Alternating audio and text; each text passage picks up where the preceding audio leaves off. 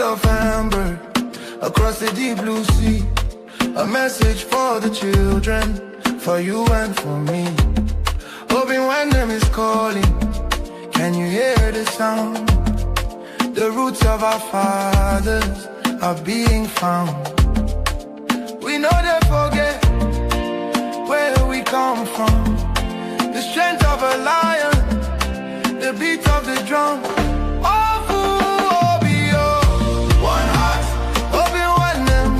Till we achieve restoring the culture, that's what we believe. From the Ordinala to the Azusu we speak, lifting the fallen, helping the weak. Obi-Wan and worldwide, the movement is here. Umoibo global, raise your head high, raise your head high. Our men will never, ever die, ever die. It's more than a page, it's a spiritual home. No matter how far in this world you roam, we're bringing back the wisdom, the tradition, the grace, putting the smile back on the Igbo face.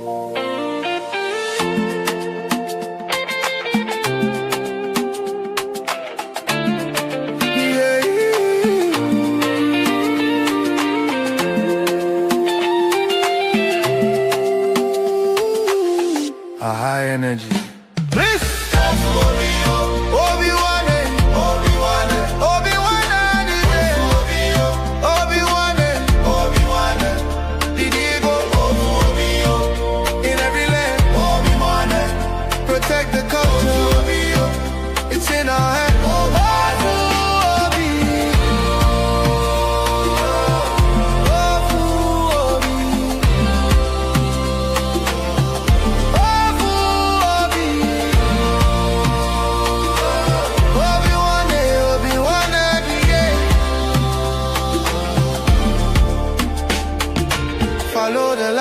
Follow the way, Obi-Wan is leading the day.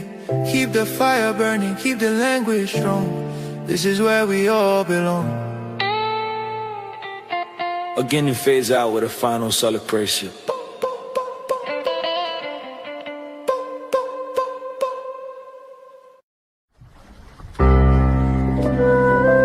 Obi-Wan Global Radio, promoting the culture and traditions of Igbo nation.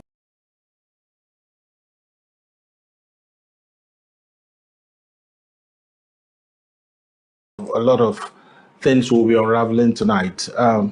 None. Ezudo, Nemo, none. So let me start the conversation with you, Ezudo. At the briefing, we had dropped a bit of the hint that you are preparing, that with everything that happened during the war, with the revelations that came and the subsequent preparations to actually go ahead and fulfill what was given as a message.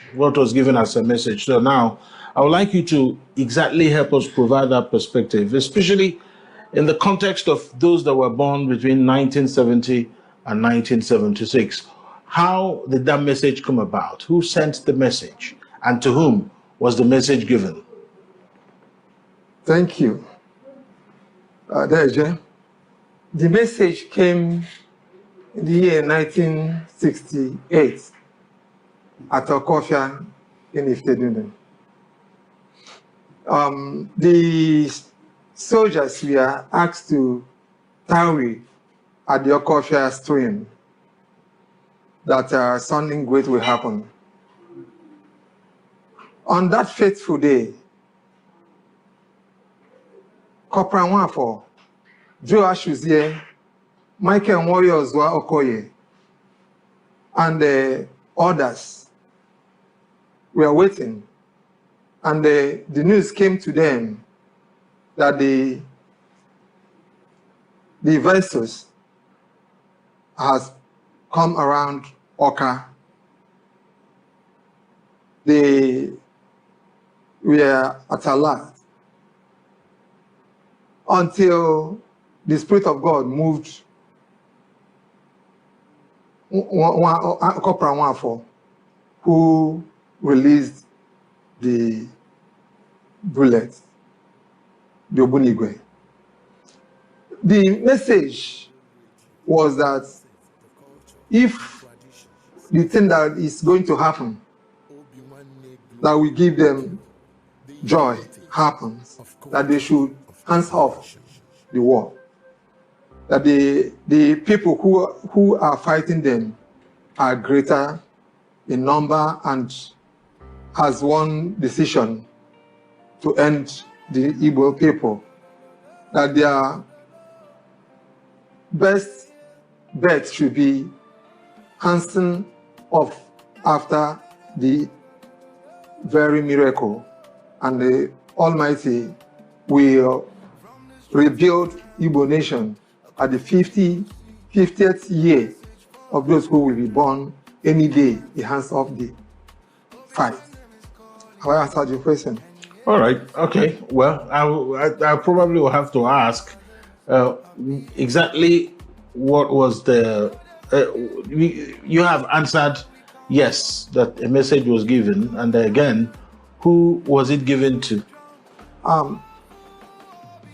Michael Nwoyozo Okoye, Onowu Igbo Niile, was the carrier of the message, because he, in 2016, on the first day of December, called Ndi Igbo born from 1970 to 1976 at Okofia, Iftedun General Hospital, and made them to know that the time is now for them to be ready and gather their partners or their age group worldwide, that at their 50, that if the message says that if these people are able to hold their hands, to come together, to think together, that at their 50, they will unite the nation and liberate Igbo nation. All right. Thank you so much, Ezudo, for the response.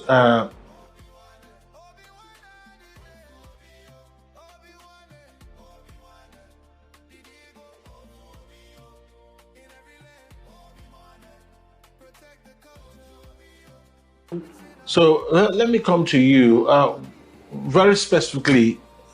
Now that we have identified that, yes, people were born between 1970 and 1976 and even beyond.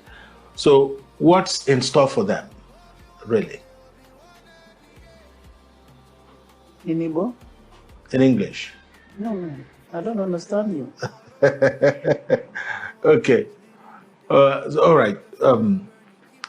It is an English program, but of course we'll have a very large Igbo audience. I mean, if that's what you're comfortable responding to me, you can go ahead. Dramas. Okay. All right. So the question, Ajụjụ ma bụrụ, ebe ọ bụ na enwere ndị amụrụ site n'arọ 1970 wee ruo n'arọ 1976, kedu ife a ga-enyefa, kedu ife dị alụfa? No. Ekenekwa m n'ọzọ. Ife a ga-enyefa erika, mana na mbụ ezumezu Igbo na-ekene Chukwu Olisa Obinigwe debelụ ndị a ndụ wee luo kịta, maka na nyaba agha belụ na Jenụwarị 15 ka ejizi wee malụ n'ọbegosi chinizi aka.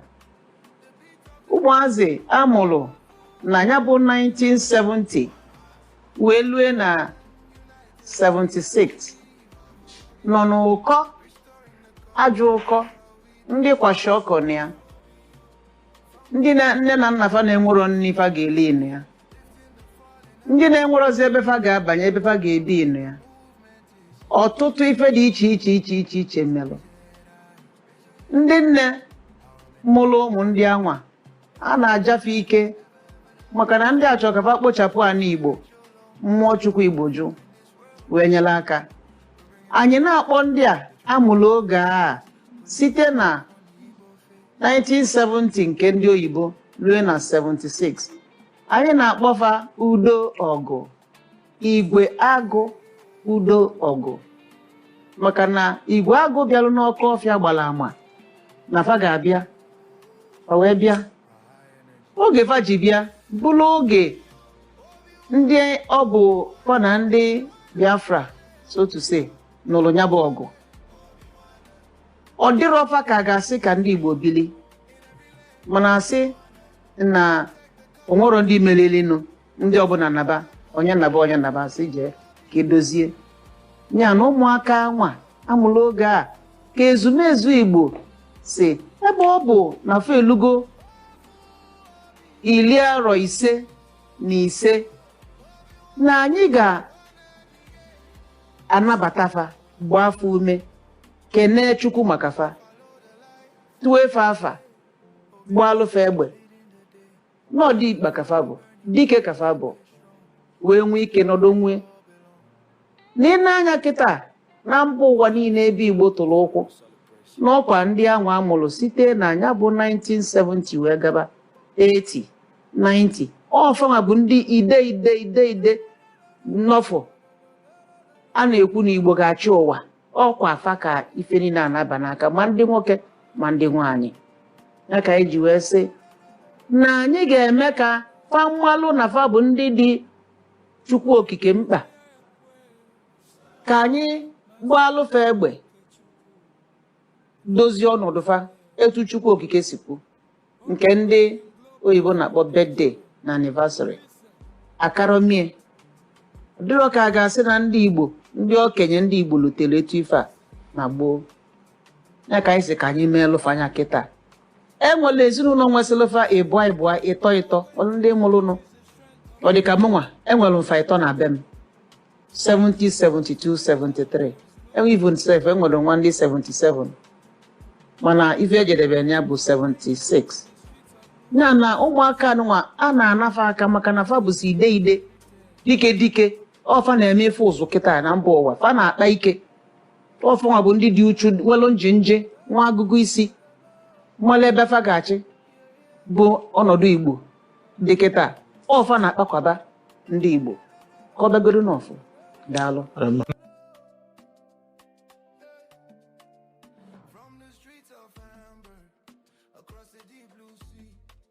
Message for the children, for you and for me. Hoping when them is calling, can you hear the sound? The roots of our fathers are being found. The question will be, how many people are aware that this is important? And how do we deepen that consciousness? Yeah, that consciousness, because not everyone understands this message. What are we going to do to make them really appreciate this message? The message, it's a natural message, because the end of the war gave the room or designed the time. The settlement of Igbo people with 20 pounds. The 3R made it a new time. And we are talking about new phase of Igbo. This new phase is a time that the Igbos will do a different thing, has come with a different spirit, a new royal spirit. This new royal spirit communicates. Now, we are working on creating Ogidi Igbo worldwide. It means that in the next 4 days, we'll be having Ogidi Igbo in so many towns, so many countries, so many states. Worldwide. This will help Ndi Igbo to know that the celebration of the new Igbo phase is now. Not only for the people born after the Civil War, but for the entire Igbo people, that a new phase is to be celebrated at Gold. So the Igbo spirit is able to communicate. That's why when we are praying, we say, Ofo Soli Biele, because Igbo people are royal people, a people of God, whom God's spirit transfers what they want to know, what they want to share. If an Igbo man speaks here today, tomorrow if it's a special word, you hear it everywhere in the world. The internet was made for the Igbo people so that they can communicate. We've been working this way from beginning. Networking has been the order of the day. It has been the way of Igbo people. We know it very well. That's why if you made money somewhere, you come back home, your friends, your relations will come.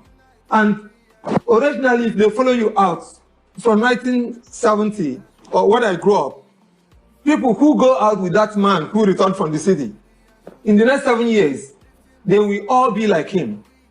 So this networking has made it clear that Igbo people will give their messages, and this thing that we are discussing now, in the next few days, the Igbo people will hear it all over.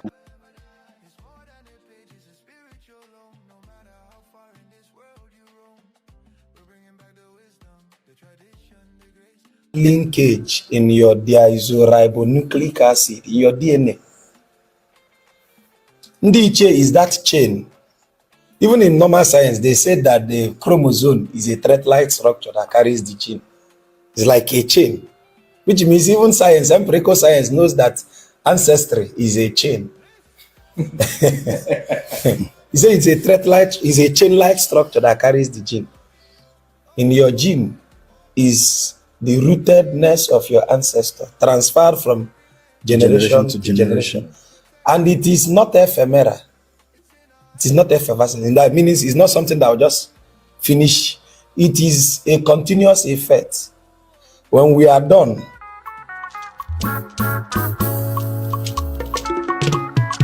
so for the benefit of my viewers, I would want us to have a clear understanding and explanation about who are our ancestors. Ndichi, who are the Ndichi? Who are the Ndiegede?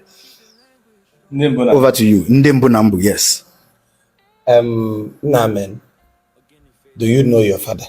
I know my father. He's late now. He's late. Blessed memory. Yes. Do you know your grandfather? I never met him. I didn't meet him. But you heard of his glory? Yes, I heard about him. Which means you should also hear of the glory of your great-grandfather. Yes. Do you know your mom? I know my mom. Yes, she's alive. You know your grandmom? I know my grandmother. Do you know your great-grandmom? I don't know my great-grandmother. But we heard of their glory. Yes. These are the ancestors.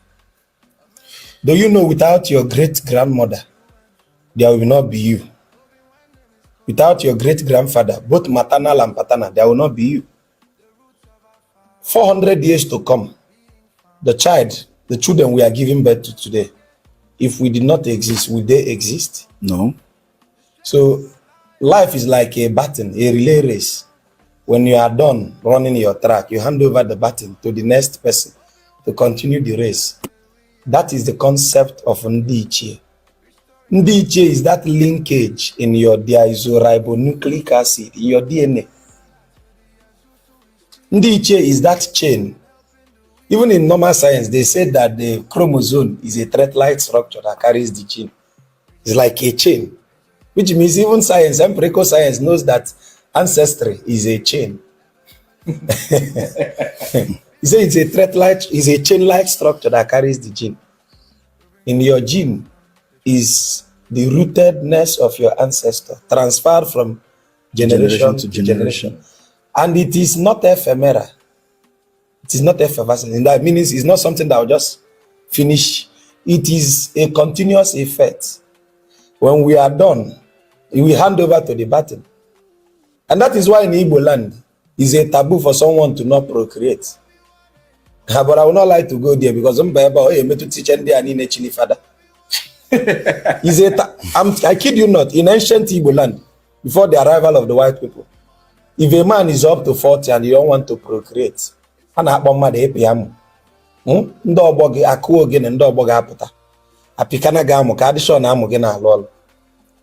apịa ga amụ ka adị sure na amụ gị na-alụ ọlụ, to be sure that you are producing sperm cell. If you are, they will close your house, they will enclose you in a chamber with a maiden, so that you can impregnate that maiden, so that your posterity will not convince our people that we can give out our sons to this fatherhood and the sisterhood. I call to lineage. I see this sisterhood and fatherhood as birth control mechanism to reduce the population of the world. But that will be story for another day. Kedu ndị bụ ndị ichie ndị adị n'ọkpụ tọlọkpụ ezumezu niile a mụrụ onye wee mụta gị. People on this earth that suffered a pogrom, annihilation, a holocaust, there is not one single foundation stone laid anywhere to remember those people. Not one. Not one. Before Frederick Lugar came and created the monstrosity called Nigeria, I didn't know who this man was. My ancestors never knew him. He came from somewhere overnight and said, from now onwards, your name is Nigeria. And we're looking at him. But of course, he came with whiskey, sugar, and chocolate. And what does he come with? He came with bicycle and mirror to confuse us. Keep on saying it. If you are reading the Bible, onu na ada Facebook na nda abundori. Put on a Bible, sigi Joshua ben Nun, meaning Joshua the son of Nun. And as you are Hebrew, Joshua ben Nun. Moshe ben Amram and Jochebed. Now Moses ben Amram and Jochebed. They are careful listing their own ancestors. So kedu onye mụ gị? Chukwuemeka bụ nwa Okoli. Onye mụrụ Okoli? Okonkwo. Onye mụrụ Okonkwo? Okeke. Onye mụrụ Okeke? Okafọ. Onye mụrụ Okafọ? Mgbakọ a na-akpọ na-agbago posterity genealogy. I always say it. If posterity, if ancestors is not important, Matthew chapter 1 from verses 1 to 17 will not waste 17 verses listing the 42 generations of Jesus. If Jesus can trace his 42 generations, which means it's obvious no siro na enigwe bia.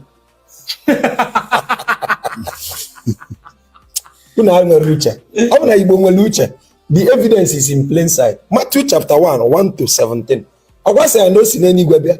But they listed 42 generations of him. Okay. Now, Jesus will 42 generations. He can verify who he is. Am I your 5th generation? I can call up to 4. If not, I blue gisi battery. Okay. I would want your or your take on who are our ancestors, our ndiche. Well, Maazị kwulie niile ọgbọtago mana ka m just tinyekwu obere okwu. Ndị ichie bụ ndị bịagolo ebe a tupu anyị abịa bie ndụ ka chi ya si wee chọọ na chizi azụ nọzie na ala ndị mmụọ na-anegide anyị na-ayọta anyị ayọ ọta asakwa ndị ichie na ịmana Maazị ma oke ihe ọ dị deep so ọ na-akọwa ya ọ na-egwu ya nna m na-anọ nna ti na-eseli ya n'elu ọ bụ ndị ichie na ka emerụ na ada anọzi ndị ichie anyị da efesi anyị dasịa na anyị na-agụ ọfa anyị da-akpọzi afọ maka na ndị ọcha bịa gwa anyị akpọzi na ndị ichie ebe anyị na ncha ntụ ọkụ mụ na-abụ ajọ mmadụ na ha mere alụ na ịkpọzi ndị ichie bịa mana ọ bụrụ na anyị ma ife anyị amakwa na ndị ọcha gwala anyị ife a oge ọbụla ha na-eme holiday for ndị nke heroes anụlọ ha wụọ ndị ichie ka a na-akpọku oge ọbụla ha nọrọ a na-akpọku ndị ichie nke ha onwenugo onye ọcha si Chukwuemeka yọọ ama ayọ onwenugo onye ọcha ti totuo a black man mana a sị gị towe onye ọcha lapụ ndị ichie ebe gị chọba Brother Faustina ebe a ga ime Brother Faustina ka ọ bụ eche enwe ndị na-aza Mandalin asawo ọ bụla dị na kpọkwasịrị ya bịa m asawo ka ọ bụ mana ịlapụ Mgbeke Daughter of Light nwa mmiri ị ga-aza ịlapụ mma gị ị ga-akpọku. Now without your ancestors will you be here? The answer is no. Ọ ha bụ ndị mụrụ ịmụta gị igwe anọ n'ala mmụọ na-ayọtara anyị ayọ to the point na people on this earth that suffered a pogrom, annihilation, a holocaust. There is not one single foundation stone laid anywhere to remember those people. Not one. Not one. Before Frederick Lugard came and created the monstrosity called Nigeria, I didn't know who this man was. My ancestors never knew him. He came from somewhere overnight and said, from now onwards, your name is Nigeria. And we're looking at him. But of course, he came with whiskey, sugar, and chocolate. And what does he come with? He came with bicycle and mirror to confuse us. We said, oh my goodness, this Beture, the way they are, maybe, who knows, with their bicycle, who knows, what they're saying is correct. When the missionaries came, they told us that God sent them. And being very godly people, we believe them. That God may have sent them, indeed. So anything they said we should do, we did. Believing that God sent them. We didn't know it's just the palm oil, the palm kernel, the cocoa, and the oil they are taking. They said that God sent us from, there is a Monsignor of Catholic Church, that God sent them. So that type of nonsense would not wash with us anymore. I am not going to Britain to take over Kent. Oh, sorry. No, stay in your land. If you want oil, we'll dash you oil for free. We're not doing anything with it. But I was born a free person, and I intend to die a Biafran, a free person. It is either we get Biafra or I die fighting for Biafra. It is better for me that way. But a life of slavery in Ireland, a life of slavery in Britain, a life of slavery in Germany, a life of abundance, stupidity, and hopelessness in America is not for me. Mr. Director, sir, I have another question. My question is this. Your organization, is this all about leading people to death or actualizing the state of Biafra? Without death, you cannot have life. And seeing the political equation emerging in Nigeria at the moment, does your supposed coming Republic of Biafra include the Southern people? There is nobody called South. You've read geography. Where in geography, in the cardinal points, you have South before? I mean, with the state of Nigeria, there's 6 geopolitical zones, and we have to face the fact that there's 6 geopolitical zones, and the minorities in the former eastern region have been pushed under the south. Who is a minority? The George, the Effiks. Minority against who? I'm saying, do they include? No, I'm asking you, you're a journalist. Minority against who? I cannot be in my father's compound. You come and say I'm a minority. Minority, there has to be a definition. What we are looking at here is a definition drawn up by people who are alien to our way of life. I have said it before. I said it last night, and I'll repeat it. The word Jew is what is called a corrupted version of Judah. In Israel, Judah is only but one tribe. But the name Judah took over everybody else. Either by commission or omission. Do you believe the Hebrews are Jews? I need to answer your questions. You come to your question. We can stay here till tomorrow morning. We're not going anywhere. Jews took over. It doesn't mean that the other tribes are not there, like Benjamin and all the rest of them. They are still there. But the Jew took over. Nobody has been able to disprove. People of John, Efik, Bibio, and Igbo people are from one family. Nobody has disproved it. They are one people. All this minority report was brought by the British. The British gave us a minority. Do you know the reason why? They wrote the minority report saying that the Calabars, the people in Akwa Ibom, if they go, what is going to happen to them? And when I was studying in England, many years ago, something occurred to me. Why did you not have a minority commission in the north? Where you have the TV people, the Nupe people, the Gwari people, the Birom people, why no minority commission? Why minority commission here? It is the classic divide and rule. They found oil. The only way to have access to your oil is to divide you. Very simple. If I want to come to your family and take something from you, I'll get you fighting with your brothers. You're fighting, I'll be cutting away what you have. So that was why they set up minority commission. There is a difference in emphasis because you see, African people sometimes are a bit stupid, and I'll tell you why I think so. We are very, very daft. A change or slight variation in language does not mean you're a different people. It doesn't mean that at all. In Israel, they have Yiddish. They have Hebrew. When Christ was on earth, he was not speaking Hebrew, he was speaking Aramaic. Does that mean he is not an Israeli? Does that mean that those that speak Yiddish are not Jewish people? Does it mean if you speak Hebrew, you don't belong? So why is it that when you speak Hebrew, you speak Ejom, you speak Efik, you're different? But in Israel, you have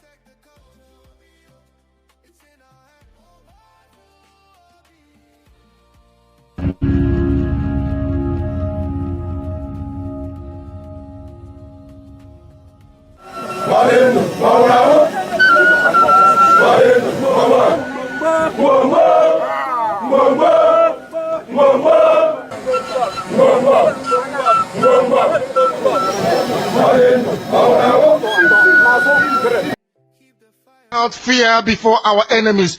We have sworn an oath to restore Biafra, or we die in the process. There will be no retreat and no surrender. If the option they give to us is to seek our restoration by violence, every living thing living in the zoo will be destroyed. All the animals will be destroyed. It's a promise and a pledge we are making to them. They must understand that we just don't love our country. We are fanatical about Biafra. We will do everything humanly possible to ensure that Biafra comes. It is either the flag of Biafra is raised up or I am lowered into the grave. One of the two must happen. It is better for this heaven and this earth not to exist than for Biafra not to come to pass.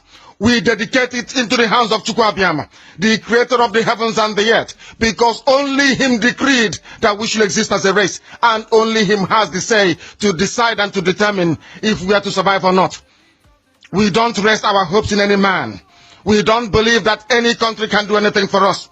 We are going to reaffirm our faith in the supremacy of the creator of the heavens and the earth, Chukwu Abiyama, upon to whom and in whom every glory and honor belongs to. That's why we worship him and nothing else and no other. We worship the one true living God. That is who we worship. That is why we were created. We are not like any other people. We have been chosen by Chukwu Abiyama to serve him. We have been chosen by the creator of the heavens and the earth that we may serve him. That is why in our names it contains every praise imaginable. Every praise imaginable to the Most High is contained within our names, because we are very special people. We are here to reaffirm and reiterate that. We are here to ensure that this very march towards our freedom cannot be hindered. Any obstacle on our way, real or imagined, man or woman, adult or child, anything it is, once you are an impediment to the restoration of the sovereignty of Biafra, you will be destroyed completely and totally. In every way imaginable. We do not forgive. There is no forgiveness in our dictionary. We are here to ensure that the death of 3.5 million people is not forgotten. It is to them that I owe every ounce of loyalty and obligation. They are not here to offer any advice or to ask us to forgive Gowon. They are not here to ask us to forgive Haruna. They are not here to ask us to forgive the Yoruba people and the Awolowo family. The reason why we exist is to ensure that their memory, that they can never ever be forgotten, that their memory will linger on forever, that as long as man walks this earth, this world will remember the 3.5 million people that they killed, men and women that did nothing, children that were innocent. Their only crime is to be blessed by God. That is the only crime they have committed. As those children were being slaughtered, as they were being starved to death by a very wicked and cruel world, spearheaded by Awolowo, everybody looked on and did nothing. Instead of them to help us, They ensured that our absolute blockade from land, air, and sea was absolute, that we may die, that the children of God may die. But lo and behold, Chukwu Abiyama determined that we cannot die, that we cannot perish, because we are his own. Despite all our iniquities, despite all our sins, he made us in his image. He gave us that very edict to worship him, and that is what we do every blessed day on this radio station, without fail and without the fear of any human being, talk less of an animal in the zoo. We are here to worship Chukwu Abiyama. For those who don't understand what Chukwu Abiyama means, he is the creator, the supreme creator of the heavens and the earth. And to him we owe everything that we are. And upon him and to him does every honor and glory belong to. This is Radio Biafra. As I wait for the barrister to join me, we must once again welcome you wherever you are, across every...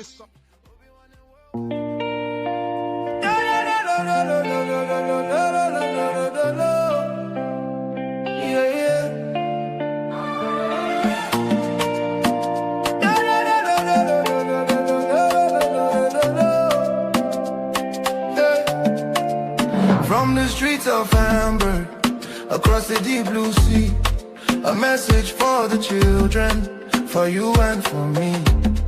Hoping when them is calling, can you hear the sound? The roots of our fathers are being found. We know they forget where we come from.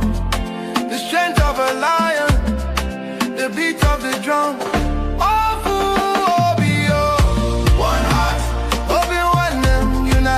We achieve restoring the culture, that's what we believe. From the Ordinala to the Azusu we speak, lifting the fallen, helping the weak. Obi-Wan and worldwide, the movement is here. Umo global, raise your head high, raise your head high. Our men will never, ever die, ever die. It's more than a page, it's a spiritual home. No matter how far in this world you roam, we're bringing back the wisdom, the tradition, the grace, putting the smile back on the Igbo face.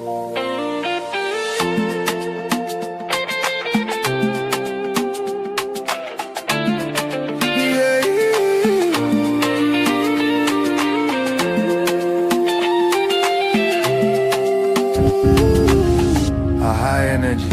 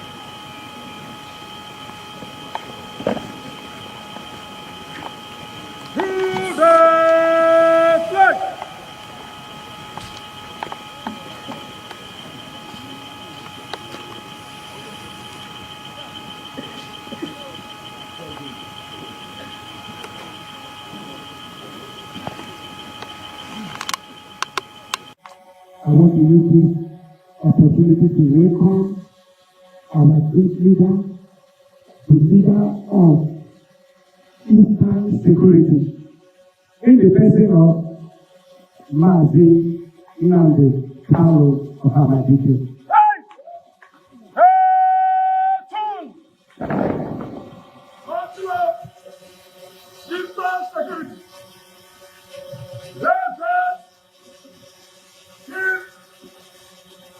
December 2020, 10,111 days, formed on parade.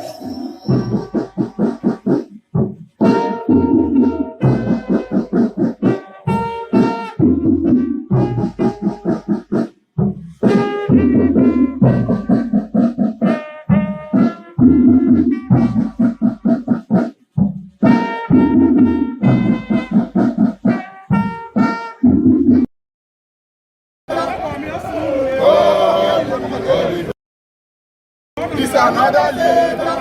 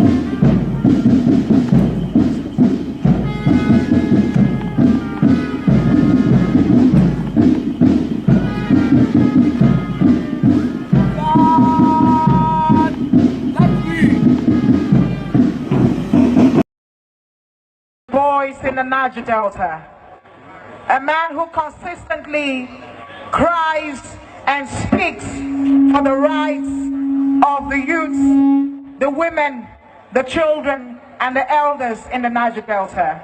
Is the former president of the Ijo Youth Council, Alhaji Mujahid Asari Dokubo. Please put your hands together for him.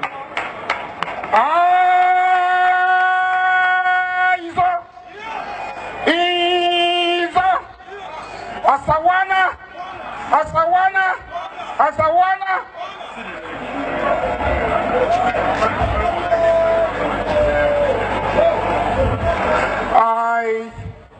I want to say that I'm going to say things that a lot of people will not like. A lot of people will not like it. Our people should be given three options. Three options. We should do internal plebiscite, referendum on three key issues, on three questions. And these questions are, do you want to remain in Nigeria as it is? Do you want a restructured Nigeria? Or do you want, like I want, a destroyed Nigeria? I am an Ijaw man. Listen to me. I am an Ijaw man. God did not create me a Nigerian. God never made a mistake when he made me an Ijaw man. If God wanted to make me a Nigerian, he would have created me a Nigerian. So the choice is before us. Every one of us that is seated here. I can see His Royal Majesty Alfred Steve. Let His Royal Majesty Alfred Steve ask himself some questions. Are you like those who were like you in 1967? Do you have the same access that they have to all offices of government as they have, even though you are a wonder governor? Why should you be restricted to Bayelsa? Because some people believe that we are mere appendages, that this country does not belong to us.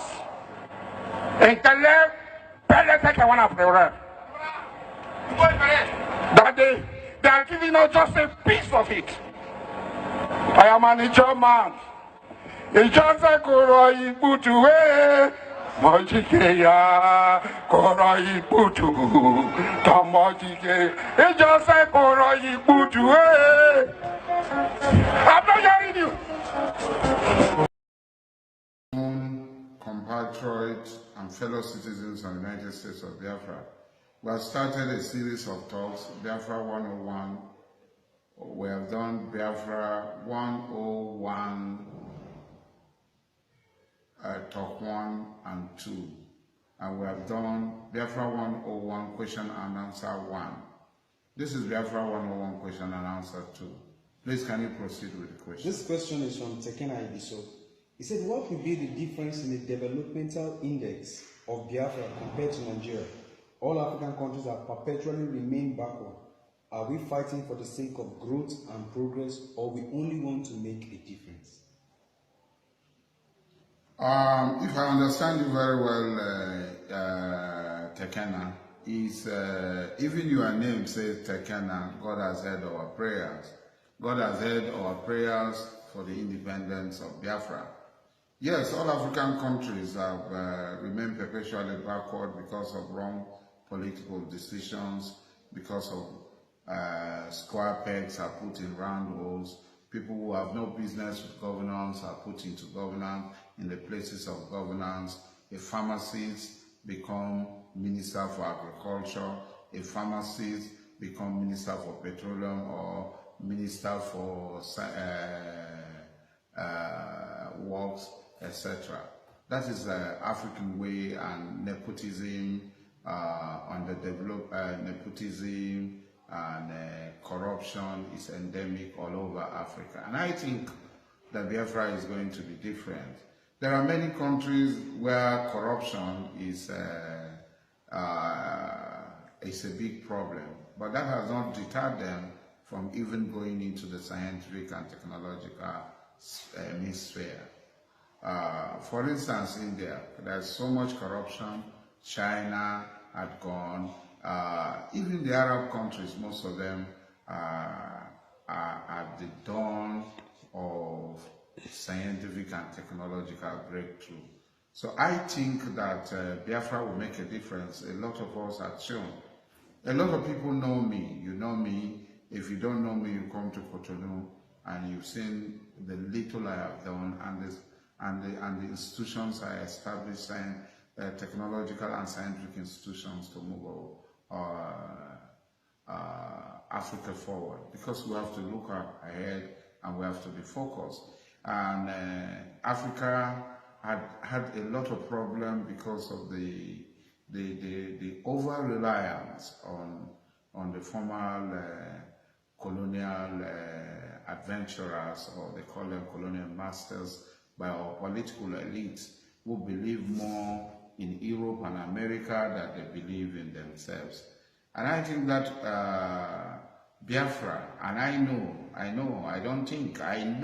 I'm very sure, 100% sure, that Biafra will be a bastion of good governance, zero tolerance to corruption.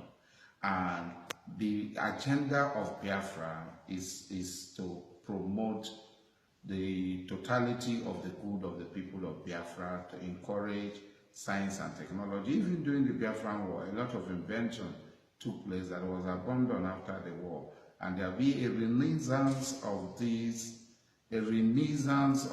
process, a renaissance of going through this path that we had gone through before. So Biafra is going to be completely different from other African countries. Completely. A total departure from all African countries. Because, for instance, take Libya, for example. Libya was progressing before some few people came together and made sure that they truncate the development of Libya. I was in Libya, had been in Libya severally, and I know what is going on in Libya. And so Tekena, I assure you that Biafra will not just be for the sake of nationhood. Biafra will be the pride of all black people, and is going to carry the banner of all black people, and will surely make black people walk shoulder to shoulder with their shoulder raised all over the world. Our next question is from Tarebi Christmas. He said, "Sir, you are one of the people that the Ijaw people admire and are always proud of. But this your support for Biafra is very difficult for most of us to understand. Boro fought for Niger Delta Republic, and the Igbos through Ojukwu crushed Niger Delta Republic and put Boro in prison. Why are you, that is regarded as Boro's incarnate, supporting Biafra today?" I think it is wrong. It is a lot of fabrications, a lot of half-truth, a lot of fabricated narratives have been fed to us by people whose interest is to allow us to perpetually remain where we are. Now, Boro declared Niger Delta Republic in August of 1966. He declared Niger Delta Republic in August of 1966, immediately after the coup of Iziogo in July. And it was not Ojukwu who crushed. Agun Ronsi was the head of state of Nigeria. He mismanaged the coup and made Nigeria a unitary state through military degrees and fiat. I think degree 19 or so that declared Nigeria more or less a unitary state. Now, Agun Ronsi crushed the Niger Delta Republic declared by Isaac Boro in 12 days. And this is very much recorded. Ojukwu was not part of it. But we are not saying he was sentenced he was tried for prison, and he was treason, and he was put into prison, and there was no role Ojukwu played. I'm not saying that Ojukwu would have done otherwise because there was a Nigerian law. But at the end of the day, when the continuous pogrom against and genocide are directed against the people of Biafra, the people of the former Eastern region, to which Boro also belonged, and that was what led to the convocation of the Eastern Consultative Assembly, which consulted the people and gave birth to Biafra. And you must remember that Boro was actually killed at Okrika by the Nigerian troops. The Nigerian troops killed Boro because they do not want. If Boro had been alive today, Boro would be in the forefront. I know the Boro that I've read, the Boro that I have come in with in spirit. I believe that Boro would support Biafra if he were alive today. Because 50 years after the Biafran Civil War, our condition is worse than what we were during the time of Boro. Our resources have been siphoned and we're helpless. A lot of us that are so-called members of the struggle community do not really understand what it means to struggle. When you talk about Niger Delta Republic, there's nobody who is against Niger Delta Republic. I am not against Niger Delta Republic. Who are going to be in the Niger Delta Republic? The Orobos don't want to go with the Jaws. The Benis don't want to go with the Jaws. The Shakris don't want to go with the Jaws. The Queries don't want to go with the Jaws. The Bibios don't want to go with the Jaws. The only people that have not come out openly, that are close to the Jaw people, to oppose and even fight for the annihilation of the Jaw people, are the Sokos that have not done anything to the Jaw people. If not, you read comments, everybody had gone that the Jaws, when we fight, when we struggle, you know me, my position is very clear, that my life, my being, my totality of my being is to see that the Jaw people are free. Now, let's just give a simple analogy. 36 states, Abuja, and agencies that are constitutionally empowered to receive direct funding from the resources, from the Federation account, shares the resources of the Niger Delta. If, for instance, 5 Bayelsa, Rivers, and Delta Akwa Ibom, Cross River are in Biafra today, that is 10 states. What 36 states and agencies and so on are sharing are only shared by 10 states. I think that we will have more than triple what we are getting. That is if we are operating simplistically, if we are operating the crude primitive unitary system that is being practiced by Nigeria, it will be 1/10 instead of 1/36 plus NDDC plus NEMA plus this one plus ecological fund plus etc etc etc etc etc plus the federal government, the omnibus federal government. So it will be 10 over what over 40 people are sharing, with 700 and something local government are sharing for entities, will be only shared by just 10 states or 10 entities if we are following the Nigerian structure. And there is no way it will not give us an advantage. For me, it is for our general good. Biafra, we need Biafra. We need independence more than the Igbos. And I know that certain things we cannot discuss. As you inbox me, I will send you answers. And I know that it is our collective strength that will be our collective benefits. And it will be better for us to join hands with those who are willing to go and not continue to be dragged backward by those who are not willing to go.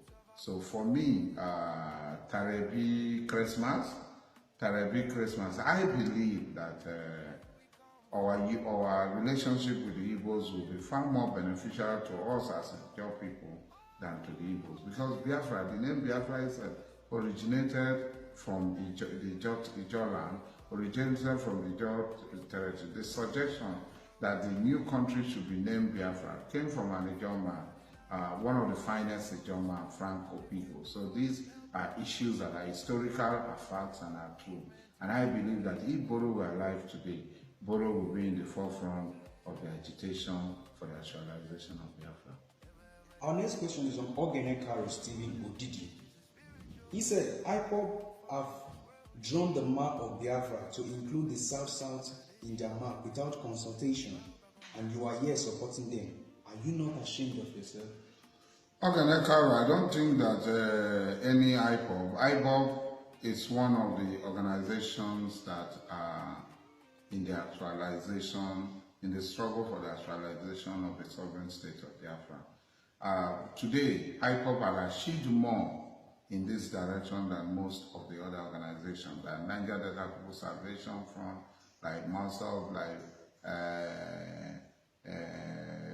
BEAM, and so on. They have achieved more than most of us, that is the truth. But Biafra is not IPOB, it's not Niger Delta People Salvation Front, the Niger Delta People Volunteer Force, it's not BEAM, it's not MASOB. It is the totality of the people of Biafra. And you are an Orobo man, there's nothing like South-South. You are an Orobo man, you are from the former Midwestern region, you are not part of Biafra except the Orobo elect. The Biafra that was declared 30th of May 1967, the Orobos are not part of it, except the Orobos elect and decide to be part of Biafra. They are not. That is the truth of the matter. They are not part of Biafra. Majority of Ijaws are in Biafra, so I believe that majority of Ijaws, from my interaction, from our consultation, have decided to be part of Biafra. But the issue of Orobos joining, anybody who draws a map is unauthorized. There are constitutional consultations going on. There are other consultation going on. You are talking about Biafra. The Oduduwa Republic has drawn the map and included all Orobo, all Echekiri, Warri, everything inside the Oduduwa Republic map. You have not complained about it. How can Karo Stephen, I am not Odidi. I am not ashamed of myself because I am a Biafran. Why should I be ashamed of what I am? I am a Biafran. I am not ashamed of it. I will continue to be a Biafran, and I will see, inshallah ta'ala, the achievement of the United States of Biafra.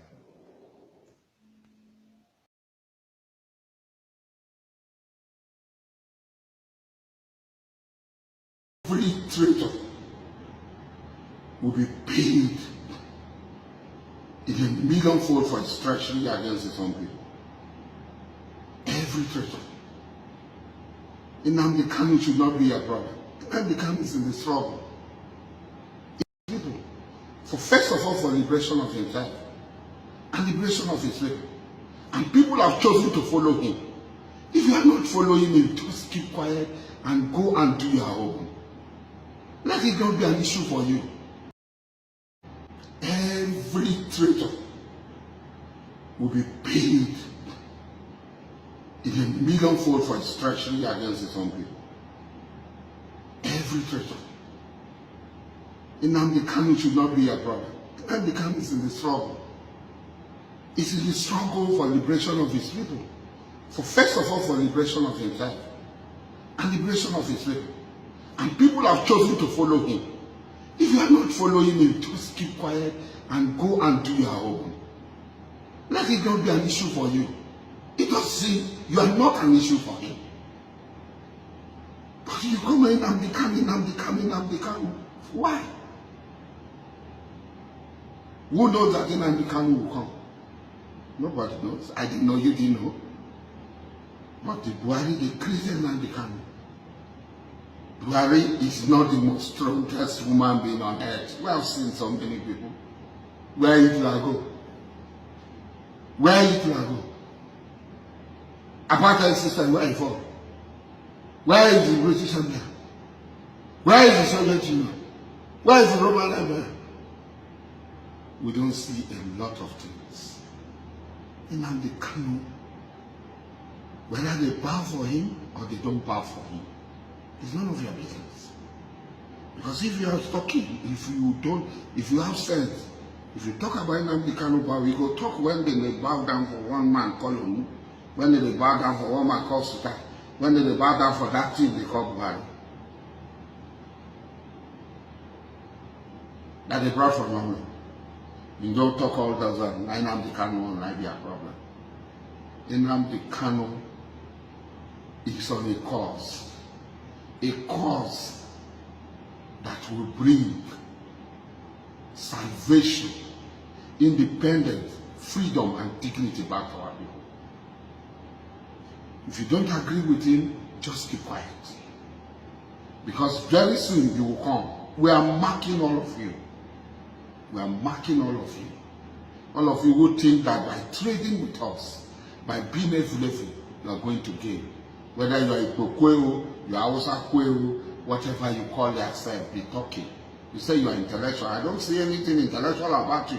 If you want to debate, I am ready to debate with you on all issues. And you tell me why Lagos is better. Let there be a level playing field and let all the companies return to where they are. Whether Lagos will be what it is. Lagos is like a sucking blood, a Dracula sucking on the blood of the people of the South and the Southeast. You are talking about Lagos. What does Lagos have? You are talking about Lagos sucking on our blood. Instead of our political leaders to stand up and be firm and say, you don't get no certificate of occupancy for you. If you don't bring your headquarters, no, revoke when we say land use act is in the hands of people, revoke all the certificate of occupancy of these companies. And tell them, and then there will be a collusion between this evil government in Abuja and the government in Port Harcourt, the government in Yoruba, the government in Asaba, the government in Ido, the government in Owerri. Revoke all the certificate of occupancy of their flow station. Revoke all the certificate of occupancy of everything. If they don't come back, if those of you who are doing, who believe in Nigeria, do that first instead of coming to talk. When you do that, they will sit on. There will be constitutional crisis. They cannot arrest you. The House of Assembly should pass law revoking and let the people occupy their place. Nnamdi Kanu should not be a problem. Nnamdi Kanu has shown the way. He's a human being, and what he has done, there is no living Igbo man, dead or alive, that has done as much as what Nnamdi Kanu has done in these 2 years.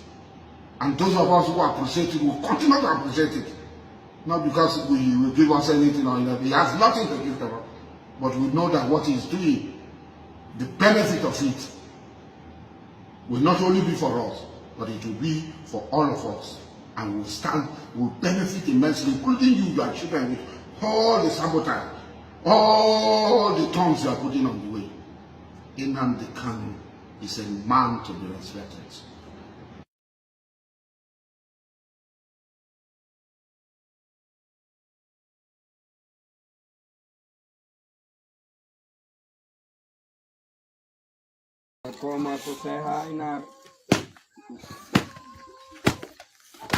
Alima, hey.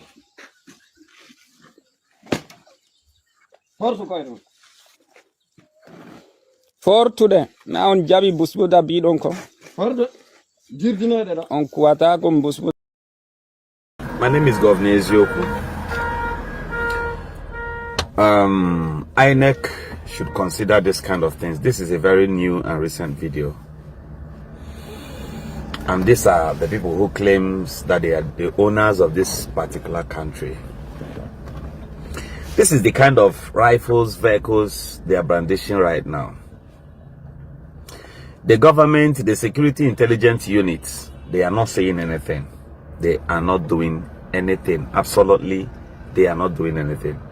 And these guys are so bold to flaunt these things on the social media. I believe no individual will have the courage to even go close to this place, not to talk of capturing what they are doing here. These are brand new machine guns.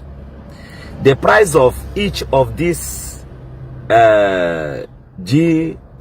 General Multipurpose Machine Guns, each of this particular machine is nothing less than $38,000. One. Sometimes this is when government goes to purchase it by themselves. So if individuals goes to purchase these things, you should be expecting it, all total expenses for one should cost nothing less than $70,000 to $80,000. 3 of these particular machine guns are capable of wiping out an entire local government without being disturbed. This rifle can also go against aircraft, hence it is closer. No helicopter. If this thing launches an attack against any helicopter, within the side view of the sky, it will bring down that helicopter. Now, I keep telling our people, not to even talk about the vehicles they are flaunting here. These are armored vehicles. They didn't bring these things into the country on a hide formula. These things must be scrutinized, checkmated by the custom, the sea, police and all that. But just imagine. Now, as the result of these things you see now, no prophet needs to tell you that the nearest 1 year, everywhere will be hot. It is not going to be easy. So I don't know what our people are doing. They didn't bring these things into the country under a seek and hide approach or thereabouts. That's why they are both to show it. How did they manage to drive all these things into the bush? That we cannot explain to ourselves. It is high time we begin to think like human. If we fail to think like human, then human beings will take record of how we ended up. Politicians should always take cognizance of these things. At some point, it is not on just you sharing police, sharing securities to yourself, among yourselves, and you just leave the commoners to suffer or buy under whatever reasons best known to you.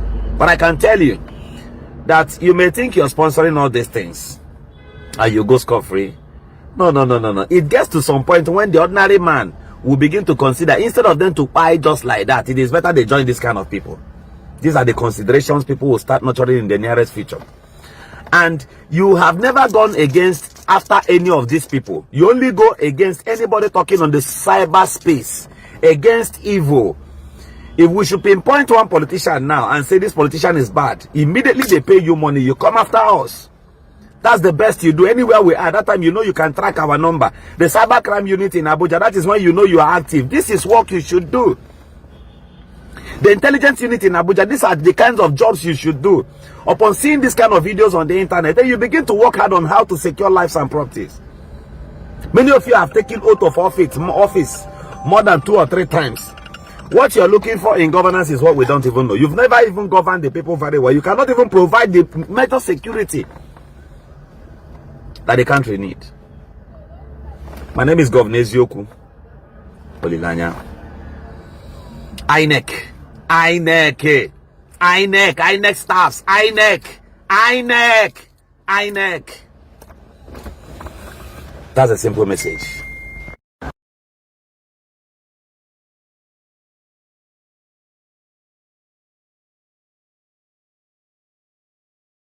Industries. It's a robotics and drone manufacturing startup right here in Abuja, Nigeria. I caught up with the software engineer behind it all. Take a look. In this factory on the outskirts of Abuja, an emerging industry is busy securing some of Africa's critical infrastructure. Terra Industries, co-founded by 23-year-old Maxwell Maduka and 22-year-old Nathan Nwachukwu, is building autonomous security systems powered by artificial intelligence and drones. I've always been thinking, what is the best way to truly help industrialize Africa? And I've always believed that it comes down to the big 3: security, energy, and food production. We wanted to begin with what I think is the common denominator holding the continent back.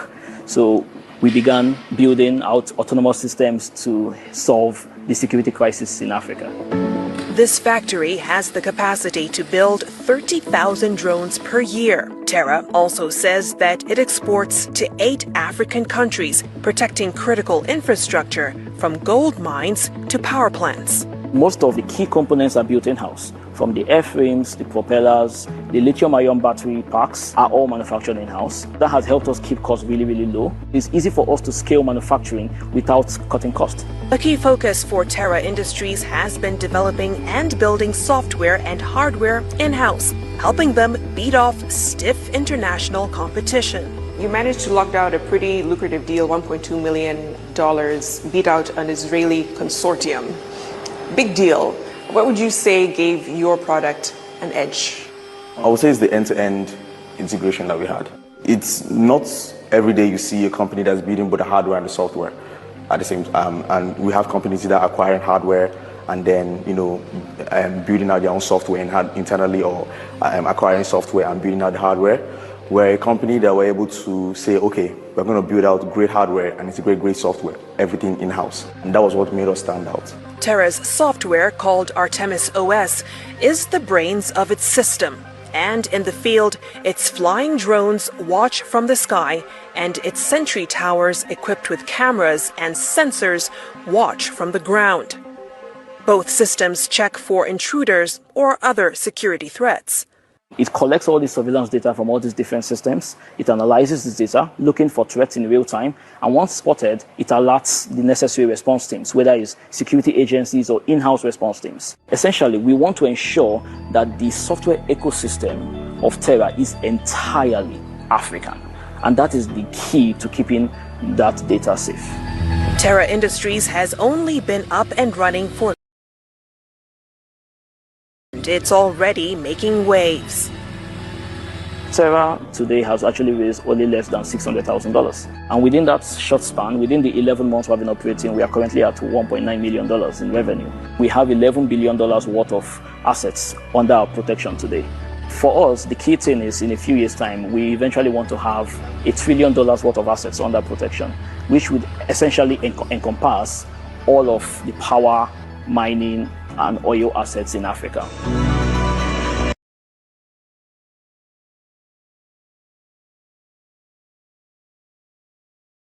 And I'm sure you recall that in the week, the entire Southeast was under a total lockdown for 2 days owing to a sit-at-home order declared via a viral video, which was disclaimed by both ECWA and IPOB leadership. While speaking in a statement through his X handle just on Thursday, ECWA called for the immediate release of all the people from the zone who are being held in various facilities. And he also asked judges of Southeast origin, 7 in other parts of the country, to return home. According According to him, the ultimatum, which is expected to last till October 27, 2024, was a decision after a meeting held on Thursday, and that the Nigerian judicial system had contributed to the insecurity in the region by installing anti-people governors. He threatened a lockdown on all federal courts in the southeast from October 29, 2024, if the demands are not met. What say you to this? Well, Simon Ekpa, or whatever is his name, is not fighting for Nnamdi Kanu. Rather, he is making the case of Nnamdi Kanu worse. No, Simon Ekpa is not fighting for the people of the southeast. Simon Ekpa is a terrorist. A couple of persons will dispute what you're saying. I don't care. I'm telling you, Simon Ekpa is a terrorist and must be seen as such. A couple of persons would say that if not for his intervention or the role he has played, that the Southeast literally have been wiped out by the military presence in there. But that due to his effort or due to his intervention in securing the area, that the Southeast somehow, sort of, has been able to remain a little bit safe. So Simon Ekpa is the one securing Southeast. That's what a couple of his followers believe. Simon Ekpa is behind the insecurity in the Southeast. Simon Ekpa is using some criminals in the Southeast to commit havoc. Understand me? So Simon Ekpa is not fighting for the good of the Igbos or for Nnamdi Kanu. He is a terrorist and should be treated as such. And for me, I wonder why Nigeria government has not made effort to bring him back here, because I knew what is this woman from Ikorodu? What is her name? Woman from Ikorodu? Yes, the diaspora whatever. In Ikorodu? She's from Ikorodu. Oh, really? Are you talking about Abike? Abike from Ikorodu. Mr. Nosike, you could have just referred to her. Minister of Nigerians in Diaspora. What was the essence of that? The so-called rising sun of Biafra is set forever. It will be a great disservice for anyone to continue to use the word Biafra to refer to any part of the East Central state of Nigeria. The war aim of Biafra is purely to prevent ourselves being slaughtered, nothing more. We haven't got the sophisticated war aim of Nigeria to conquer, to overrun, to do something or the other. For us, merely to prevent. And if anybody is going to judge our success and failure in this war, it will have to depend on how much we have prevented the enemy from killing us. Here, I was reading a headline. Obasanjo is saying that Igbophobia in Nigeria. They have never seen Nigeria. This is a guy who went to the east and shot people dead because they wanted Biafra. Obasanjo killed. He was one of the officers that obtained the surrender of Biafrans. They were asking for a nation. Obasanjo and others, Danjuma, Buhari, Babangida, they went to the east and killed people, Murtala, and killed people up to 3.5 million people. They did not even apologize for it. And some, maybe 60 years later, you are saying that you suddenly found out that people hate Igbos. When you, in Nigeria's uniform, went and killed children, women, men, boys, who are your people extraction. But the way you describe it is a bit more... The deadliest leaders in the world. This man killed over 1 million people. His name is Yakubu Gowon, and he was the Nigerian military leader in the 1960s and 70s. Between the Nigerian Civil War and evil policies, he starved 1.1 million civilians to Nigeria on a daily basis. We've lived in the north for so many years, and the reward the Hausas could give my poor father was to kill him. He was the first man killed in the May massacre. After being chased for some few yards, they shot at him, and then when they got him, they had to slice him into... A so-called Fulani herdsmen extremists who shared ethnic and religious identity with President Buhari and the Fulani elite, which which now dominates all key institutions in Nigeria. To open an investigation specifically into the wide-scale and systematic killing of the civilian population, and most notably targeting the indigenous people of Biafra. Clear that now we've put the Biafran issue on the radar screen of the government, of the Biden administration, of Congress. Ongoing and wide-scale systematic killing of the civilian population, and again, specifically targeting the IPOB. Of weapons being used against Biafrans, but affirmatively supporting an effort to have an independence referendum organized and conducted by the United Nations, as was done in South Sudan. They formally open an investigation and look into what we are identifying as a genocide. This is Martin Manaban, reporting live for Ultimate News. They are spreading innocent, they are shooting live bullets on innocent Biafrans. This is Nigerian SARS.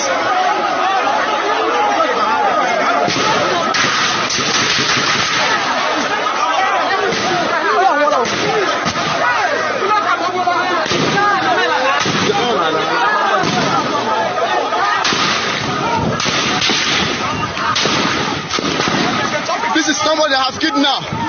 This is one of our members. You see, they are feeding him. The government has shoot at him. There's no life left in this effort.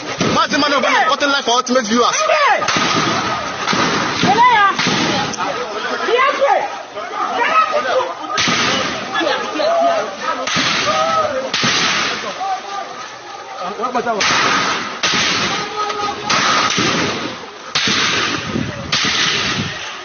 This is how they are innocent Biafrans.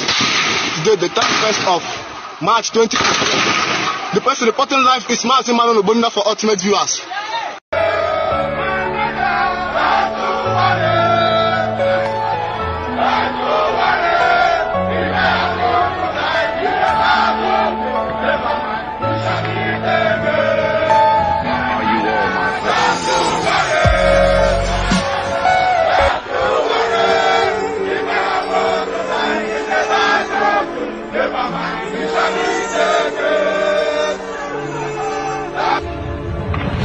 The Nigerian government has its own way of dealing with peaceful gatherings it doesn't like.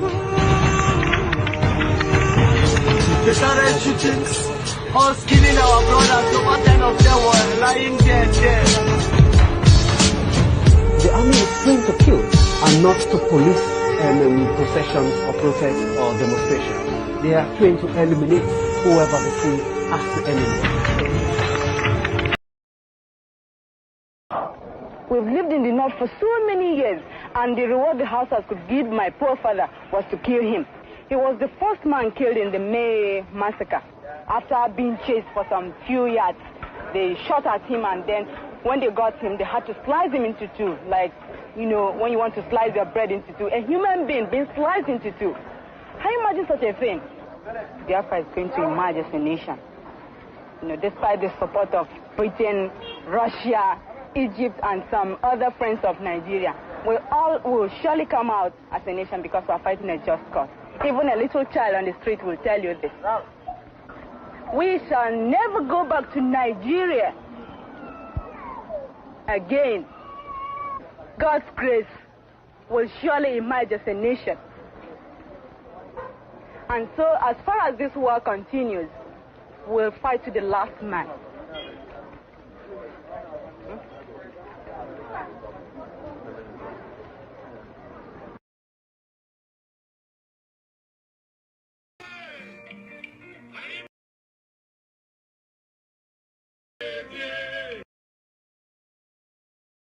World, I welcome each and every one of you to this very special address this very day.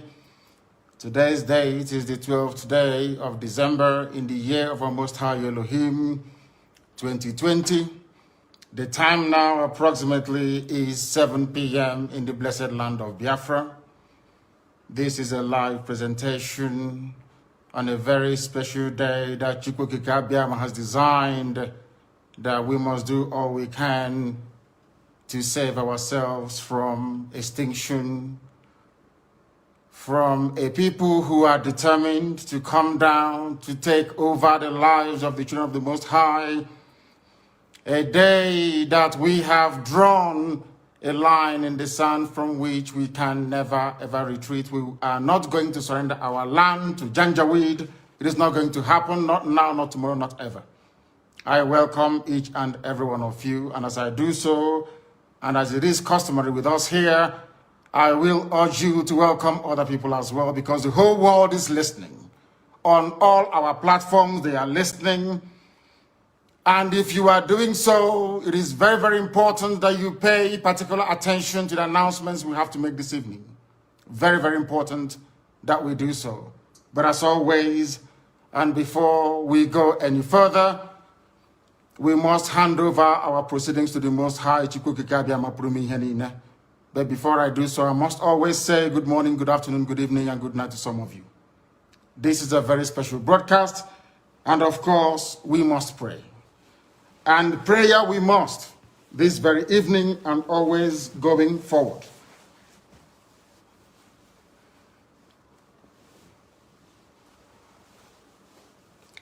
And I will pray in the language of heaven, because Chukwukikabiama is in control of all that we have been doing and will continue to do until Biafra is restored and all the suffering indigenous populations in the damnable zoological republic are set free. Chineke na nke pụrụ ihe niile Chukwu okike abịa gbanye ndefe wena aja aha nsọ ya mma mgbe niile. Onye ọbụla na ya na-achị eluigwe n'ụwa na-agba akaebe ịhụnanya gị na ebere gị amara gị n'ọmịiko gị ebe ndị gị na-eze ebede ngọzi. Anyị wee na-etoghị agbanyeghị atụmatụ ọjọọ niile nke ndị iro. Iwe nye anyị ndụ ala nke dị n'uwere n'ụbọchị nke taa. Anyị wee na-asị na ịja mma niile otu niile dịrị aha nsọ gị. Onye ọ bụ naanị aka ike niile na ọ gbadara aka ya. Anyị wee na-akpọku gị na-asị gị na nke ọma anyị ga-ekele gị, nke ọjọọ ma anyị kelee gị. Anyị wee na-aja gị mma, wee na-eto gị, wee na-asọpụrụ gị n'isi ụmụ gị niile bụ ndị ikwu ndị wee ezu oku mgbe a kpọrọ ha ka ha wee chekwaa ala nsọ gị bụ Biafra onye nwe m na Chineke na ihe n'ikwuru anyị nkwa na o mekataghị ka ndị iro wee were ala nsọ Biafra onye nwe m na Chineke na nke bi n'igwe. Agbanyeghị atụmatụ ọjọọ niile nke ndị iro ma ndị na-agba mgbagba ebe niile dị iche iche onye nwe m na Chineke nna ihere bụ nke ndị dị etu a n'ụbọchị nke taa. Anyị wee na-eto gị, wee na-asị onye nwe anyị na Chineke nna nke pụrụ m ihe niile, onye ọ bụ naanị ya na-azọpụta, onye ọ bụ naanị ya bụ okwu ya niile bụ ihe na amen. Anyị wee na-asị ezi ebube dị ngọzi na ọtụtụ na ịja mma na nsọpụrụ site n'ebighị ebi ma ruo n'ebighị ebi. Ise, ise, ise. As I said, this very evening, we are going to announce our preparedness to defend the land of Biafra.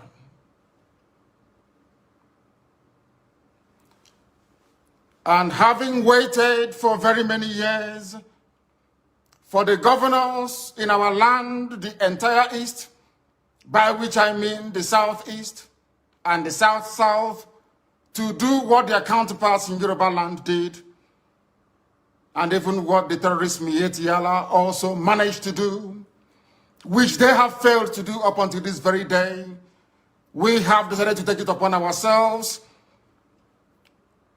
to defend the land of Biafra. We are determined and we are resolute, and we are not going to stop until we eradicate every trace of Fulani terrorism, every trace of hegemonic Janjaweedism in our midst. Until that happens, we are not going to waver, we are not going to retreat, not 1 inch, not 1 iota.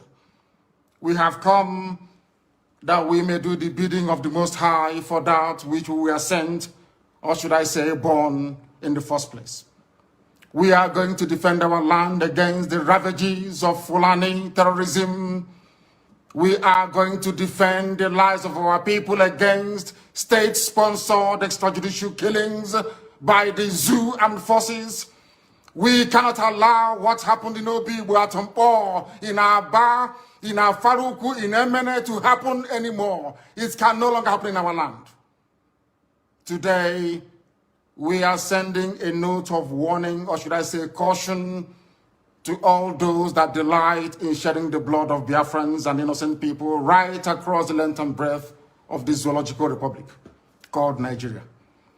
That from this day onwards, Any attempt to kill innocent people will be kindly reciprocated. Any attempt by the zoo army or the police to kill innocent populations the same way they did in Obibo will be met in equal measure. Therefore, it has fallen upon this very generation to defend our land against the excesses and ravages of Fulani terrorism and the hegemonic tendencies of the Sokoto Caliphate. For years, our mothers have not been able to go to the farms. Our daughters are being raped and cut into pieces. Everybody is aware of what transpired at Nimbo, at Ozo Wani, what is happening right now in Delta, what is also happening in Ebonyi State, and also in parts of Abia. We cannot allow it to continue. We have cowards and spineless, lily-livered idiots as governors. They have given over our land to the Janjaweed to occupy in perpetuity. This very generation, this very IPOB will not tolerate it. Not now, not tomorrow, not ever. We would rather all perish and die than to allow our land to be taken over by the Janjaweed. It cannot happen. This is a warning to all the governors who are conspiring due to one political consideration or the other to give our land to infidels and blood-sucking demons from the Sahel. It cannot happen, not under our watch. It's not going to happen. Not now, not tomorrow, not ever. Our invaders, we are being told, come from Senegambia. We are being told they come from Mali. Some are from Niger Republic. Some are from Chad, according to the governor of Kaduna State, El Rufai. Therefore, we are setting up the Eastern Security Network to combat the excesses of these vagabonds and criminals from across the Sahel. Along the same lines as Amotekun, and even the ones set up by the terrorists themselves, Mieti Yala. What we are launching today officially before the congregation of a global audience is the Eastern Security Network. Not a Biafran army, no. Anytime this army will march, we shall let the world know. But for now, and for our present purposes, we are there to defend the land of Biafra against these marauders from the Sahel, against a very determined incursion being led by terrorists, Fulani terrorists to be precise. What we are doing is no different from what Amotekun is seeking to achieve in Yoruba land. What we are doing is not far from what Mieti Yala, the terrorists themselves, are seeking to achieve in the northern part of the damnable Zoological Republic. Our response to the endless cycle of insecurity, lawlessness, mayhem, destruction of lives and properties in Biafra land is the launch of this very Eastern Security Network. This very day, in the coming days and weeks, you will see them in their uniforms. You will see them performing very critical and vital functions of ensuring the security of our land. I urge each and every one of you to give them your maximum cooperation. Attempts in the past to resolve these very raging Fulani terrorist incursion into our land has been very fragmented and piecemeal. It has never worked. Just a few days ago, we received reports that Delta State, under Governor Ifeanyi Okowa, launched what he referred to as Delta Safe Operation Delta Hawk, only for Delta State. Whereas Yoruba governors launched Amotekun to safeguard the whole of Yoruba land. Mieti Yala launched their own vigilante group to safeguard the interest of Fulani Janjaweed all over the Zoological Republic. When you come to the east, by which I mean the southeast and the south-south, all the governors there are cowards. They have not done anything to secure our lives and our properties. That is why we felt it is necessary for us to do the right thing to protect our land, or else we will go the way that the Hausa people went. And we are not going to allow that, not under our watch.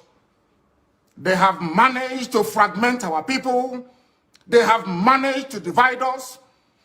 No governor in the southeast or south-south has the courage nor the conviction to stand up to defend the people. Therefore, we must. Therefore, IPOB must defend our land to the very last blood in our bones. We are not going to stop. Not now, not tomorrow, not ever, until we rid our farms and our forests of every vestige of Fulani Janjaweedism. This evening, I'm announcing it, that our forests and our farmlands shall be free of Fulani terror presence. They cannot dwell in our bushes. They can bring down their cattle to do their business, after which we expect them to domicile in our cities and in our towns, to rent houses like any other group of people. If they decide to venture into our forests and into our farms, they will have us to contend with. We do not care who they come with. We don't care if they come with their army, their air force, or whoever is supporting this caliphate relentless incursion into the south. We shall meet them head on. We shall confront them. I do not want to hear about any rape of a mother anywhere starting from this very night. I don't want to hear that any daughter of Biafra has been abducted anywhere in our territory, because starting from this very evening, our forests and our farmlands are no-go areas for Fulani terrorists masquerading as headsmen. Because the Fulani very cleverly discovered that the only way they can defeat our people is by dividing us. That is why all the governors of the South-South and the Southeast never got together to float any capable of defending our land. None of them did. Absolutely none. Even what their counterparts are doing in Yoruba land, they cannot replicate. What ordinary terrorist group like Miyetti Allah is doing, your so-called governors cannot do it, because they are cowards. They are beholden to the caliphate. They have come to do the bidding of the Fulani Janjaweed, and we can't allow them in our land. If they want to serve the Fulani caliphate, they can go to the north and do it. Not in Biafra land, not anymore, not from this very night. That is why this very announcement is being made before the full view of the international community, that they may understand how serious we are, how determined we are.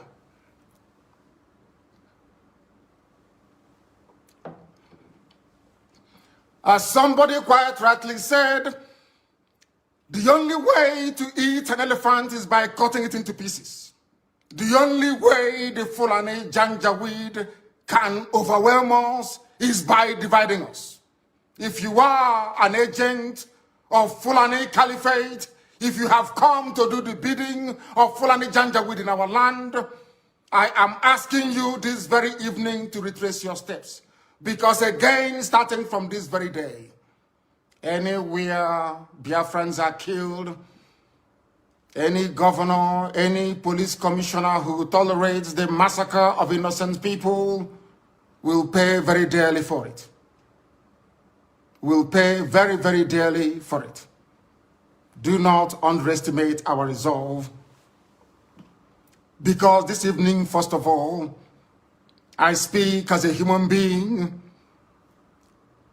who is possessed of a compatriot spirit and empathy with the suffering of human beings everywhere, especially in the zoo that Britain created called Nigeria. Second, I speak as a witness to the suffering of Biafrans at the hands of their so-called fellow citizens in the zoo called Nigeria. And what we want to make abundantly clear is that we are warning everybody who is a stakeholder in the zoo about our determination and our resolve to ensure that our land is defended. This is a resolution we have reached, and it is cast in stone. I know that some people may say that Amotekun has some veneer of legal backing from their various houses of assembly in the West, that we must also seek to do the same in the East. We are letting them understand this very that our land is under occupation. The land of Biafra is under occupation with the tacit approval of those you call your political leaders. They have sold us down the drain. They have benefited from the relentless onslaught of a government determined to exterminate Biafrans, especially their youths. We are not beholden to them, because today we present to the world our first and our last line of defense against Fulani Janjaweed-inspired murderous anarchy and mayhem across the entire Middle Belt and the South. The Eastern Security Network is here to bring to an end years of Fulani Miyetti Allah terrorism in our land. This very security outfit is modeled, as I have said before, along the lines of Amotekun in the West, and even the vigilante group formed by Miyetti Allah themselves. Therefore, we are going to secure the entire Southeast and South-South, which is the former East, with the necessary assurance that crimes such as kidnapping, armed robbery, illegal abduction of innocent people is brought to an end very imminently. We must bring all these things to an end. We must understand that years of torment has come to an end. I also appreciate the fact that some of you, those who are in the service or in the pay of the Zoological Republic, I know that some of you cannot fathom what we are about to unveil this very evening. You thought that pictures were overwhelming. After this broadcast, the entire video will be released. That all of you may understand how serious we are, that we have come determined to do the will of the Most High Elohim. What is our story? I ask. Our story is that we have been killed for very many years. Just days ago, Fulani Muslims, yes, Fulani, call them headsmen, call them Miyetti Allah, call them Boko Haram, call them ISIS in West Africa. They murdered over 100 rice farmers, purportedly Christians, in cold blood in Borno State. Am I upset about it? Of course I am. Are we grieving? Of course we are grieving.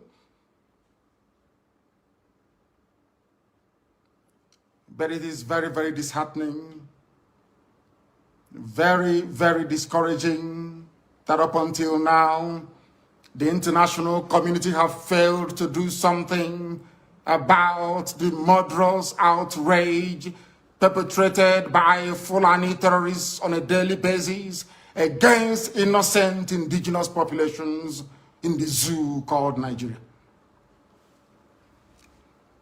Sometimes I feel disconnected, sometimes outrage and anger over these killings and the insincerity, the duplicitousness, and the profound lacking of seriousness, or should I say, stark appreciation of history.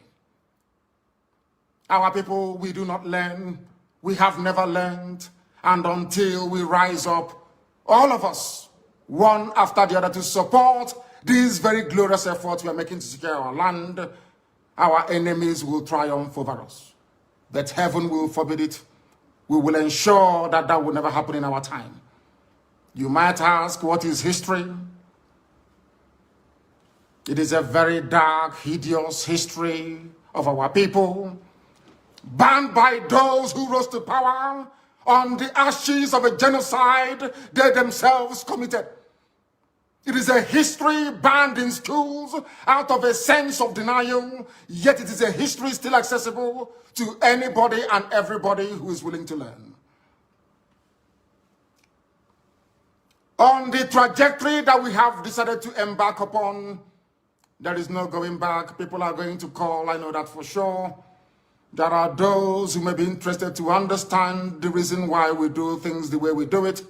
In the fullness of time, they will come to appreciate the benefit of our tenacity, the benefit of our dedication and devotion to ensuring that Biafra land is secured.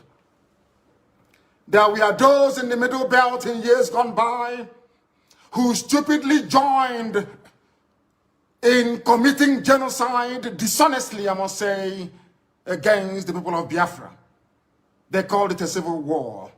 They said they fought that very war to unite Nigeria. That same Nigeria is now killing everybody, or should I say, presiding over a reign of terrorism from Fulani Janjaweed. All of you are now regretting it. History is now repeating itself. What transpired against Biafrans, all the conspiracy against Biafra, is now being visited upon those very people that helped the Fulani Janjaweed terrorist caliphate to inflict what amounted to the second worst genocide in the history of the world. Some of them are weeping. We are all weeping. But none of you wept for Eastern Nigeria, so to speak, which is land of Biafra. None of you wept for the Igbo when they are being massacred. None of you wept for the Efik. None of you wept for Anang. None of you wept for even Ejo and other ethnic groups that made up Eastern Nigeria. None of you ever wept for us. We died that your useless Nigeria may be won, and today all of us are dying. But one day weeping must come to an end. We have decided not to weep anymore. We have decided not to cry anymore. We have decided not to complain anymore. We have decided not to petition anybody anymore. But I'm sure by the time the Fulani Janjaweed gets exactly what they're looking for in our land, the world will be forced to intervene. This very security outfit is very proactive. It has been set up that very way. We are going to confront every enemy. We are going to confront anybody who will come to kill us. Because trust me, they will come. As somebody once said, there is a method in our madness. We will draw their army down into our land. Their flanks will be opened up. Their villages will be occupied by bandits and terrorists that they themselves created. That by the time they are done and we have sent them packing from Biafra land, they will have no home to go to. All of them don't have no home to go to. The zoo is finished. And there is nothing anybody can do about it. We are not going to keep on weeping. This very evening, we want to remind the world that Fulani terrorists massacred us at Nimbo. They killed us at Ozowani. They came to my house with uniforms and killed over 28 people, as a result of which my parents died. These people will continue killing. All of you are witness to what happened in Obibo. We cannot allow such to happen again. And any governor who foolishly sides with the zoo to inflict death, pain, and suffering upon our people will be held personally responsible, himself and his family. Himself and his family. And all of you that participated or encouraged the slaughter of the innocent at Obibo, you all will be held accountable at the right time. You cannot go. Ejiri ilu kwuo okwu ofeka agbara aka laa. Nwa mụtara ọ makwa asụ asụsụ Igbo. Ya bụ ụgba ọ dịkwa ka isi ya. Ọ na-abụ asọkata eze anya ekpuru nkata n'ihu gwa ya okwu. Maka na gba nkịtị mere na ọkụkọ anaghị anyụ mamịrị ruo taa. Danda sikwanụ na ihe ya ji ebu ibu abụghị na ibu anaghị anyị ya arọ, kama na ọ bụ ka a ghara isi na ọ bụ n'ama ya ka ibu dọrọ. I am the managing director of OWIX and OBIX Nigerian Limited. For years, I have worked hard to secure a $64 million international contract. A deal that would have changed not just my life, but created opportunities for many Nigerians. The contract was signed and the funds secured by LC were sent through Zenith Bank, Nigerian PLC, after an agreement between my company and Zenith Bank as a paymaster for the guaranteed contract. But shortly after the secured funds arrived, the unexpected happened. The bank began to make new financial demands that were never part of our original agreement. When I refused to grant those demands, everything changed. The contract, which had a strict liability clause, was suddenly terminated by breach of LC confirmation by Zenith Bank after receiving payments which it deducted from the company account. It refused to confirm, and funds belonging to the company, which was entrusted to the bank, suddenly disappeared, unaccounted for, and years of effort collapsed overnight, automatically activating the liability clause of the contract. I have reached out privately for resolution. I have contacted lawyers, human rights advocates, and even the authorities, but no one has been willing to take this matter seriously. So I am speaking out